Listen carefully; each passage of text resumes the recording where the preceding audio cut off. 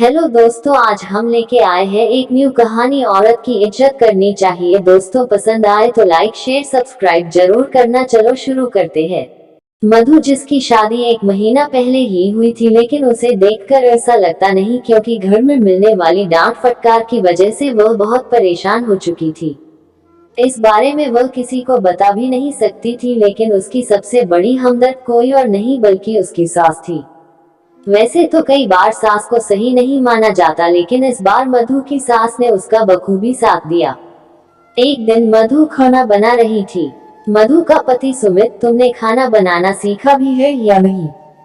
कोई भी खाना सही से नहीं बना पाती हो, एकदम स्वाद नहीं आता। शर्मा जी की पत्नी को देखो, एक से एक डिश बना लेती हैं। मधु, क्या कमी रह गई है खाने में? आप मुझे बता दीजिए, मैं ठीक कर दूंगी। प्यार से। सुमित, तुम्हें खाना बनाना ही नहीं आता। तुम्हारे खाने में बहुत कमियां रहती है, ना नमक सही से डालती हो ना मिर्च। ऐसा बोलकर सुमित खाना छोड़कर खड़ा हो जाता है और अपने कमरे में चला जाता है। दूर से ही मधु की सास यह सब देख रही थी और मन ही मन उन्हें पश्चाताप हो रहा था कि आखिर उन्होंने अपने बेटे को औरत की इज्जत करना क्यों नहीं सिखाया। लगभग एक हफ्ते के बाद रात को सुमित और उसके पापा बैठकर ड्रिंक करते हैं, जिसे देखकर माँ कहती है, आप लोग क्या कर रहे हैं? पहले की बात और थी, लेकिन अब तो घर में बहू आ गई है, यह करके घर की शांति भंग ना करें। सुमित के पापा गुस्सा करते हुए, तुम्हें कौन सा घर संभालना आता है कि तुम चली घर की जिम्मेदारी उठाने? चुपचाप यहाँ से चली जाओ।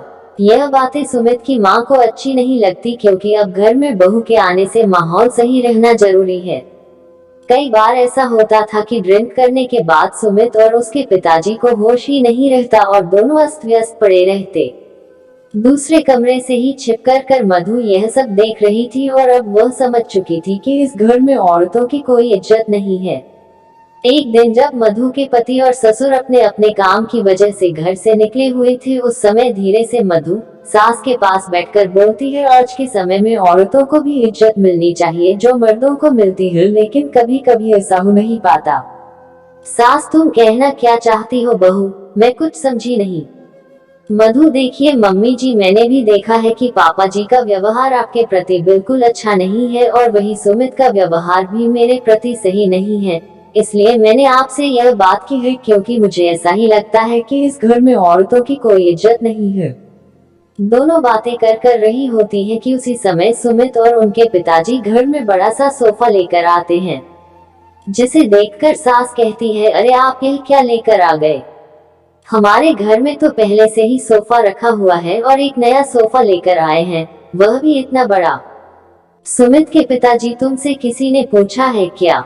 इसके बाद सुमित और पिताजी दोनों मिलकर सोफे को हॉल में सेट करने लगते हैं, जिसे देखकर मधु सास से कहती है, देखा मम्मी जी, मैं यही तो कह रही थी, हम चाहे उनके लिए कुछ भी कर ले, लेकिन कभी भी इनके दिल में हमारे लिए इज्जत नहीं हो पाएगी, क्योंकि यह कभी भी हमें खुद के बराबर समझते ही नहीं है। मधु की सास अब समझ चुकी थी कि मधु क्या बात करना चाहती है। मधु की सास को अपना समय याद आ गया, जब वह नई नई बहू बनकर आई थी और तभी उनकी सास ने भी उन्हें ताना मारते हुए कहा था कि पता नहीं यह कैसे हमारा घर संभालेगी, इसे तो कोई काम करना आता ही नहीं है। माँ बाप ने इसे ऐसे ही भेज दिया। हालांकि मधु की सास पढ़ी लिखी थी और शादी के पहले वह कहीं टीचिंग करती थी, लेकिन शादी के बाद उनकी नौकरी छुड़वा दी गई और तभी से उन्होंने सोचा था कि जब भी उनके घर में उनकी बहू आएगी तो उसके साथ कभी भी गलत व्यवहार नहीं होने देंगी। मधु भी पढ़ी लिखी है, उससे भी बीएड किया है। अगर वह चाहे तो नौकरी कर सकती है, लेकिन उसको अच्छी तरीके से पता है कि ससुर और सुमित कभी भी मधु को नौकरी करने नहीं देंगे। मधु भी रोज रोज के झगड़ों से तंग आ चुकी थी। वह सुमित के लिए कितना भी अच्छा काम क्यों न कर ले, कभी भी वह खुश नहीं होता और हमेशा उसकी तुलना अपने दोस्तों की पत्नियों से करता।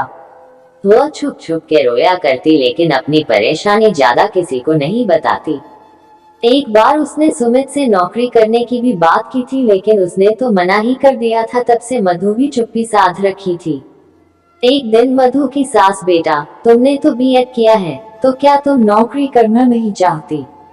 मधु घबराते हुए, हाँ मम्मी जी, मैंने बीएड इसीलिए किया था ताकि मैं नौकरी कर सकूं और अपने परिवार का ख्याल भी रख सकूं। मेरे पापा मम्मी भी यही चाहते थे, लेकिन सुमित को यह अच्छा नहीं लगता। 2 दिन बाद मधु की सास, बेटा तुम काम छोड़ दो, मैं कर लूंगी। कॉलोनी के बाहर जो स्कूल है ना, तुम वहां चली जाओ, वहां तुम्हारी नौकरी लग गई है। मैंने वहां बात की है, वह मेरी सहेली का ही स्कूल है। मधु, लेकिन मम्मी जी मैं ऐसे कैसे जा सकती हूँ? सुमित ने तो मुझे साफ साफ कहा है कि मैं नौकरी नहीं कर सकती। तभी उन लोगों की बात सुमित सुन लेता है और चिल्लाते हुए कहता है, क्या बोल रही हो, तुम नौकरी करोगी? मधु जी, वो मम्मी जी। सुमित, क्या मम्मी जी? बिना मुझसे पूछे तुमने इतना बड़ा फैसला ले लिया, और तुम्हें किस बात की कमी है जो तुम नौकरी करना चाहती हो? उसी वक्त मधु की सास आगे आ जाती है और वह कहती है, क्या बुराई है अगर मधु नौकरी करे तो? तुम नहीं चाहते, लेकिन मैं चाहती हूँ कि वह जाकर नौकरी करे। सुमित के पिताजी, अच्छा तो तुम ही हो जो उसे हवा दे रही हो। जानती नहीं, यहाँ औरतों को फैसला लेने का कोई अधिकार नहीं है। सास, आज तक जो मेरे साथ हुआ है मैं अपनी बहू के साथ नहीं होने दूंगी। मैंने अपने सपनों को दरकिनार कर दिया, लेकिन मैं अपनी बहू को कभी ऐसा करने के लिए मजबूर नहीं करूंगी जिसके लिए उसे अपना मन मारना पड़े। मैं देखती हूँ उसे नौकरी पर जाने से कौन रखता है। और मधु नौकरी करने लगी और उसके अंदर आत्मविश्वास पैदा हो गया। धीरे धीरे उसके पास पैसे आने लगे, जिसको वह अपनी सास को देने लगी, क्योंकि आखिरकार सास की वजह से ही वह नौकरी कर सकी। कुछ ही दिनों के बाद सुमित का बिजनेस सही तरीके से नहीं चल रहा था, जिससे वह परेशान रहने लगा, और उसकी परेशानी की वजह से वह ठीक से खाना भी नहीं खाता था। मधु घर आकर तरह तरह के पकवान बनाती, लेकिन सुमित का मन नहीं लग रहा था। एक दिन सुमित ने मधु से कहा, मैंने हमेशा तुम्हारा अपमान किया, कभी भी तुम्हारा साथ नहीं दिया, इसीलिए आज मेरे साथ ऐसा हो रहा है कि अब मेरा काम ठप पड़ चुका है। समझ में नहीं आता कि कैसे घर संभालूं। बस उसी समय सुमित की माँ पैसे लेकर आती है और उन्हें सुमित को देती है। यह वही पैसे होते हैं जो मधु अपनी सैलरी के रूप अपनी सास को देती है, जिसे देखकर सुमित के आंखों में आंसू आ जाते हैं और सुमित के पिताजी भी भावुक हो जाते हैं। पिताजी, सुमित की माँ, तुम भी कभी नौकरी करना चाहती थी, लेकिन मैंने कभी साथ नहीं दिया, और आज वही सब मैंने अपने बेटे को भी दिखाया, लेकिन तुम्हारी बदौलत हमारी बहू आज अपने पैरों पर खड़ी है और हमारे लिए मेहनत कर रही है जो वह कर सकती है। मुझे अपनी बहू पर गर्व है।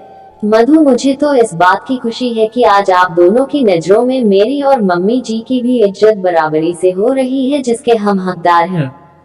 पिताजी, हाँ बहू, तुमने और तुम्हारी सास ने हमेशा घर की परिस्थिति के अनुसार खुद को ढाल लिया, लेकिन हमने तुम्हें कभी भी सही नहीं माना। हो सके तो हम दोनों को माफ कर देना।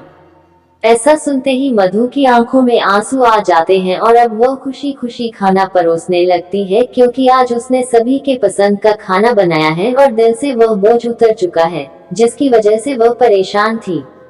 दोस्तों, हमें हमेशा हर इंसान को बराबरी का हक देना चाहिए, फिर चाहे औरत हो या आदमी।